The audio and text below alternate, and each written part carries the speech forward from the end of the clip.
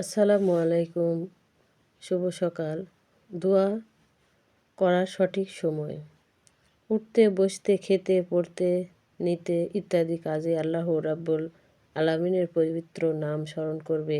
এছাড়াও এমন কতগুলো বিশেষ বিশেষ সময় ও মুহূর্ত রয়েছে যখন কোনো দোয়া করা হলে সাধারণত তা বিফল হয় না।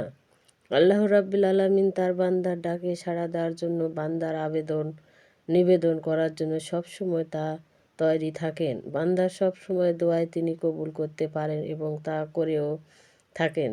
এরপরও তিনি কতগুলো সময়ের মাঝে বরকত নিহিত রেখেছেন। সেই সঠিক সময়ে অল্প ইবাদত ও সামান্য পরিশ্রম করে আমরা বিপুল সওয়াবের অধিকারী হতে পারি।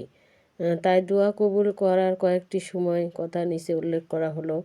আজানের সময়, আবাদাউত তারমি, আজানের পর থেকে নামাজের একামত পর্যন্ত মধ্যবর্তী সময়, জুম্মার নামাজের দিন, আসরের নামাজের পর থেকে সূর্যাস্ত পর্যন্ত এবং জেহাদের ময়দানে ভীষণ লড়াই চলাকালে, তাহাজ্জুদের সময় থেকে সুবহে সাদেক পর্যন্ত এবং ফরজ নামাজ সমূহের পরক্ষণে এবং সেজদার অবস্থায়, শবে কদর, শবে বরাত, ঈদের আগের রাত্রি এবং হজের আগের রাত্রি।